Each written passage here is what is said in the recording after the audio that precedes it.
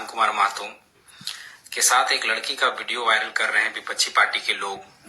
बोकारो का वो वीडियो है जिसमें एक लड़की है, वो विधायक जी से जिद करती है कि हमको नौकरी लगा दीजिए या नौकरी पे रख लीजिए। तो उसमें विधायक जी कहते हैं कि मेरे अधिकार क्षेत्र का ये चीज नहीं है, जो उन्होंने सच कहा है। पर कुछ विपक्षी के लोग हैं जैसे जेएमएम के, आसू के, खास करके जेएमएम वाले, उस क्लिप को काट करके 30 सेकंड के क्लिप को, 1 मिनट के क्लिप को काट करके उसको मुद्दा बनाया जा रहा है कि इन्होंने कहा था कि नौकरी देने का वादा किया था और अभी नौकरी नहीं दे पा रहे हैं। ये बात सच भी है कि नौकरी का हम लोगों ने वादा किया था, लेकिन क्या वादा था ये उन लोगों ने नहीं बताया। वादा था कि हमारी जेएलकेएम पार्टी की अगर सरकार बनती है तो हम नौकरी देंगे, क्योंकि नौकरी देना सरकार के हाथ में होती है। तो ये इस पे हम बाद में डिस्कस करेंगे। पहले डिस्कस करेंगे तो लड़की का मामला क्या है। देखिए, वो लड़की जो है नावाडीह चंद्रपुरा के एरिया की, मतलब एक पंचायत हमारा पड़ता है डुमरी विधानसभा में, वहां की है। लड़की का मैटर मैं इसलिए बता रहा हूं क्योंकि इस मैटर में मैं खुद इन्वॉल्व था। वो मैटर जब हुई थी उस समय भी मैं वहां पर मौजूद था। सबसे पहले लड़की हमारा जनता दरबार तोपचाची में शनिवार को लगा था, तब वो लड़की आई थी।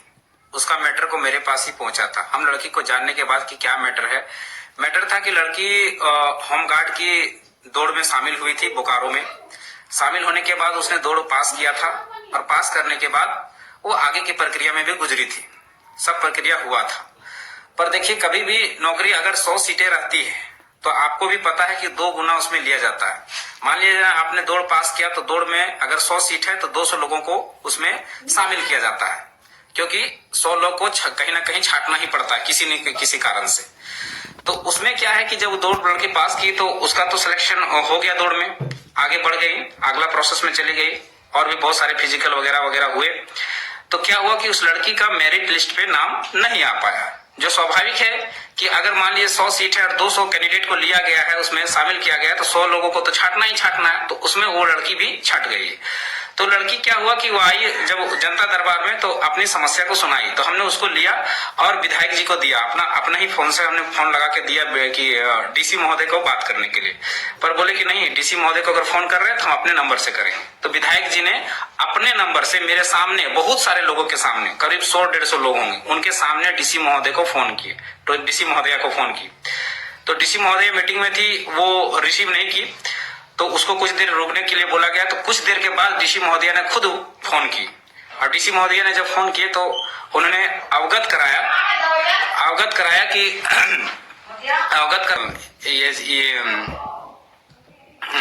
होम गार्ड्स का एक लड़की आई हुई है मेरे पास, तो इसको डीसी महोदय का अवगत कराया कि इसको अच्छे से जांच कर लिया जाए और इसका अगर रिजल्ट होती है तो इसको रिजल्ट को दे दिया जाए।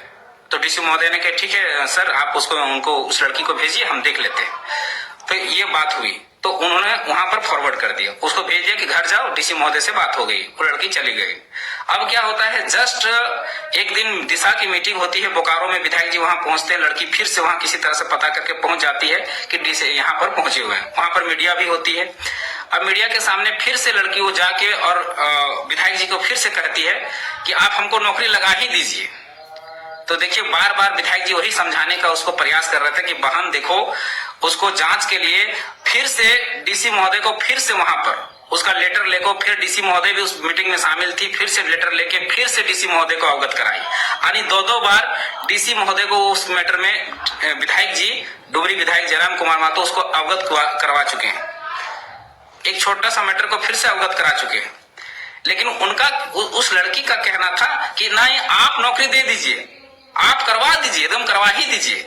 तो वही विधायक जी समझा रहे थे कि किसी चीज का प्रोटोकॉल होता है। हमने जांच के लिए डीसी महोदय को बोल दिया है कि अगर तुम सही पाई जाती हो तो तुमको रख लिया जाएगा, और अगर मेरिट में किसी कारण से अगर छठी हो तो उसमें कोई प्रावधान नहीं, तुमको फिर से एग्जाम पास करना ही पड़ेगा, फिर से तुमको मेरिट लिस्ट में आना ही पड़ेगा। हम भी या कोई भी छात्र जब देता है, बहुत सारा एग्जाम हम लोग भी दिए, रेलवे का, एसएससी का, बहुत सारे एग्जाम दिए। किसी में पीटी क्वालिफाई कर पाते थे, मेंस नहीं क्वालिफाई कर पाते थे, मेंस करते थे, आगे नहीं जा पाते थे, तो मेरिट नहीं बन पाता था। तो इस तरह का कारण हम लोग भी बहुत जगह पे छटे हैं, और उस जगह पे कोई विधायक, कोई इसका पैरवी नहीं काम करता है। वो काम करता है सिर्फ और सिर्फ अपना मेहनत। फिर हम लोगों ने तैयारी किया, फिर दूसरा एग्जाम पास किया, तो ऐसा होता है। अब क्या है कि अब यहाँ मुद्दा ये है कि ये लोग इस बात को मुद्दा बना रहे हैं। मुद्दा क्या बना रहे हैं? जेएमएम वाले खास करके कि नौकरी का वादा किए थे, नहीं दे पाए। तो भाई तुम लोग से एक सवाल मेरा है, तुम अगर उत्तर दे पाओ तो बताना। 2019 का चुनाव हुआ, तुम्हारी सरकार बनी। 2024 में भी चुनाव हुआ, तुम्हारी सरकार बनी। दोनों को मैनिफेस्टो में शामिल था कि हमारी सरकार बनेगी तो सबसे पहले 1932 का खतियान लागू करेंगे। वो तो आज तक तुमसे हो नहीं पाया, क्योंकि एक राज्य के लिए सबसे जरूरी जो चीज होता है वो स्थानीय नीति होता है, जो तुमसे बन नहीं पाया। दूसरी बात तो था कि हम नियोजन नीति लागू करेंगे। नियोजन नीति तो दूर की बात है, तुमने कहा था जो भी नियोजन नीति बनाने का था तुमसे तो बना नहीं। मैट्रिक इंटर का जो प्रोटोकॉल था वो भी हटा दिए और अभी ले आए 60-40 का नीति, वो तो तुम भी फ्लॉप रहे, नियोजन नीति में भी फ्लॉप रहे। उसके बाद तुम्हारी ही सरकार का, तुम्हारी मैनिफेस्टो में हेमंत सोरेन का ही, तुम्हारी ही सरकार में, तुम्हारे गठबंधन की सरकार में ही था कि 5 लाख सरकारी नौकरी का वादा था, जो आज तक 5,000 भी पूरा नहीं हो पाया है। अगर टोटल आंकड़ों के साथ हम बात करें तो 13,000 नौकरियां आप लोगों ने दिया। अगर चाहिए सरकारी आंकड़े तो मैं दे सकता हूं। वो भी 13,000 नौकरी, सरकारी नौकरी किसकी है? रघुवर दास के कार्यकाल में जो नौकरियां निकाली गई थी, जो आधा अधूरा रह गया था, जो नियुक्तियां अधूरी रह गई थी, उसका है। अगर डाटा चाहिए तो मैं दे सकता हूं। उसके बाद 75% बोला था कि प्राइवेट कंपनियों में सरकार देंगे, हम यहाँ के स्थानीय को देंगे। तो आज तक स्थानीय तो परिभाषित हो नहीं पाया, तो 75% भी तुम लोग दे नहीं पाए।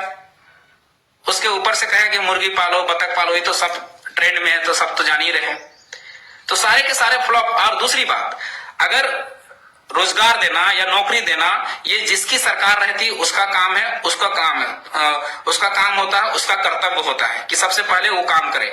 लेकिन तुम्हारा ये 5 साल पूरा करने के बाद 6ठा साल चल रहा है, इस टर्म का 6 महीने बीत गए, लेकिन आज तेरा ना स्थानीय नीति बन पाया, ना नियोजन नीति बन पाया, ना 5 लाख नौकरियां हो पाई है, ना प्राइवेट कंपनियों में 75% हो पाया है, यानी सब के सब फ्लॉप। अब बात करते हैं, तुम्हारी सरकार का वादा था कि हर 6 महीने में एक जेपीएससी का एग्जाम होगा, यानी साल में 2 जेपीएससी का एग्जाम होगा। पूरा 5 साल के कार्यकाल में तुम्हारा एक जेपीएससी हुआ है, वो भी टीन खींच के। कितना सीट था उसमें भी? कितना सीट था? 4 गो जेपीएससी के मिला के 251 गो सीट था, यानी हर जेपीएससी में 50 गो सीट। तो भैया कौन गुमराह कर रहा है? अगर नौकरी दिए होते, आज जेएसएससी का एग्जाम हो चाहे जेपीएससी का एग्जाम हो, सारा एग्जाम लटका हुआ है। जेएसएससी सीजीएल का जांच आज 1.5 साल होने चला है, लेकिन आज तक जांच पूरा नहीं हो पाया, आज तक उसका एग्जाम नहीं हो पाया। क्यों भाई?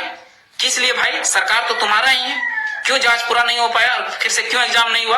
अगर मान लिया जाए रेगुलर एग्जाम होता और आपने जो वादा किया था कि 5 लाख सरकारी नौकरी देंगे और 75% यहाँ के स्थानीय को नौकरी देंगे प्राइवेट कंपनियों में, अगर वो चीजें अगर आप फुलफिल कर देते, अगर वो चीजें अगर आप भर दिए होते, तो आज अगर वो नौकरियां अगर मिल गई होती या सरकार सीधी नियुक्ति करती, अगर नियुक्ति करते रह जाती या नौकरी देती रह जाती, तो आज हमारे झारखंड के बच्चों को एक होमगार्ड के बहाली के लिए, एक होमगार्ड की नौकरी के लिए, जो नौकरी के पायदान में सबसे निचले स्तर पर आता है, सबसे नीचे आता है, उसके लिए दर दर की ठोकर खा पा रहा है। इसके लिए जिम्मेवार कौन है? इसके लिए पूरी तरह से हेमंत सोरेन की सरकार जिम्मेवार है। इसके लिए पूरी तरह से झारखंड मुक्ति मोर्चा का सरकार जिम्मेवार है। इसके लिए पूरी तरह से गठबंधन की सरकार जिम्मेवार है, और कोई और नहीं है। और गुमराह करके बोल रहे हो, आदमी को मैनिपुलेट कर रहे हो, गुमराह कर रहे हो कि नौकरी का वादा किए थे नहीं दे पाए। अरे नौकरी का वादा कौन किए थे कि हम सरकार हमारी बनेगी तब? सरकार तुम्हारी बनी है, तुम्हारी, तुम पूरा करो वादा। तुमने भी वादा किया था, लेकिन आज तक क्या हुआ जानना चाहती है जनता। जनता जानना चाहती है कि आज जो बेरोजगारी दर 2019 से पहले 12% था, वो बेरोजगारी दर बढ़कर 18% कैसे हो गई? अगर आपने नौकरियां दी तो नौकरियां गई कहां? और नौकरियां दी भी, जो छिटपुट नौकरियां आपने दी, वो भी बाहरियों को। आपने हर बार हम लोगों ने अवगत कराया है कि अगर 100 सीटें निकलती है तो 90 सीट बाहर के लोगों को दे दिया जा रहा है। अगर हो भी रहा है, छिटपुट नौकरियां हो भी रही हैं, तो बाहर के लोगों को। अभी फिलहाल एग्जाम हुआ ना, फिलहाल जितना एग्जाम हुआ उसका डाटा उठाकर देख लीजिए।